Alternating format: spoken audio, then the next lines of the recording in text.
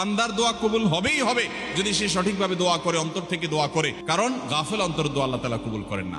আপনার মায়ের পেঁয়াজ দরকার নাই, আপনি কোনো কথা বলতে জানেন না, ভাই যে বোবা, তারও তো মনের চাওয়া আছে না নাই? তো আল্লাহ তাআলা তার মনের চাওয়া বুঝেন না? আল্লাহ রাব্বুল আলামিন সবকিছু টের পান। অতএব আপনি অনেক সাজানো গোছানো কথা বলতে পারছেন না, কোনো দরকার নেই। আপনি যা পারেন তা বলেন, কিছু বলতে পারছেন না, শুধু চোখের পানি বলেন এবং মনের আকুতিগুলো মনে মনে বলেন।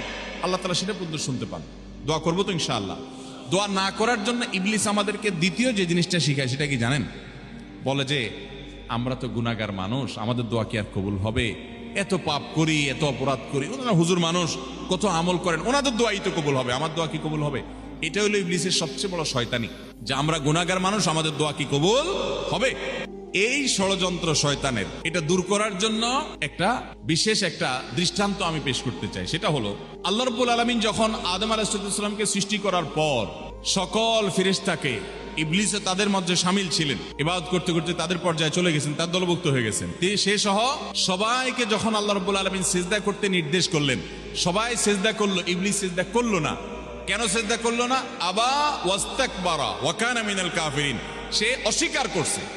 আল্লাহর সামনে সরাসরি আল্লাহর নির্দেশকে অস্বীকার করা, ডিনাই করা, এটা তো বিদ্রোহ করার শামিল। এটা সাধারণ কুফরি না, এটা বিদ্রোহ। আপনি আপনার আব্বার একটা কথা শুনলেন না, এটা তার অগোচরে শুনলেন না, এটা একটা জিনিস। কিন্তু সামনাসামনি আপনাকে বললো এটা কর, আপনি বললেন আমি করব না, এটা আরেক জিনিস। এটা কিন্তু রীতিমতো বেয়াদবি এবং বিদ্রোহ। ইবলিস সেই কাজটা করছে। বোঝার চেষ্টা করেন, এইরকম জঘন্য অপরাধ যে আল্লাহ রাব্বুল আলামিনের সামনে সরাসরি বিদ্রোহ করা, সরাসরি বেয়াদবি করা। কার সামনে বেয়াদবি?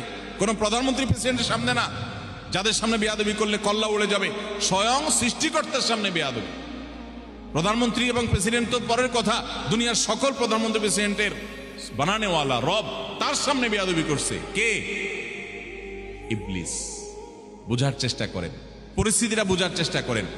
ওই টাইমে আল্লাহ রাব্বুল আলামিনের রাগান্বিত হওয়ার কথা কি কথা না? আল্লাহর নাফরমানি যত মানুষ, যত সৃষ্টি যতভাবে করুক, ইবলিসের চাইতে এইরকম বেয়াদবি নাফরমানি আল্লাহ সৃষ্টি জগতে কেউ করেও নাই, কিয়ামত পর্যন্ত কেউ করবেও না।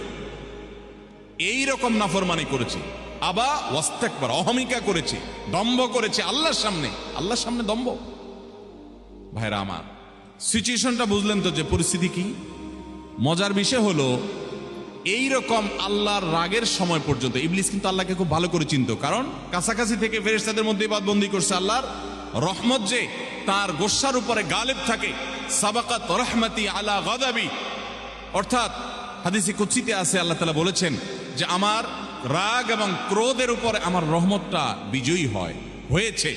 ইবলিস সেটা জানতো। এই জন্য ওই রাগের সময় বেয়াদবি করেছে। ওই সময়টাতে হুট করে ইবলিস একটা দোয়া করে বসলো আল্লাহর সামনে। খেয়াল করে কি দোয়া করছে?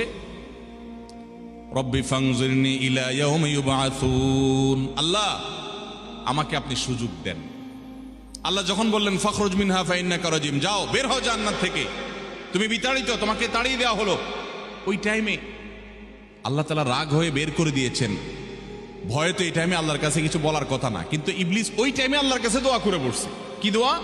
আল্লাহ আমাকে কিয়ামত পর্যন্ত কি দেন? হায়াত দেন, আর শয়তানি করার সুযোগটা দেন। যে আদমের কারণে আমার জান্নাত থেকে বের হতে হলো, এ আদমের সন্তানদের প্রত্যেকটা মানুষকে আমি পথহারা করে ছাড়বো।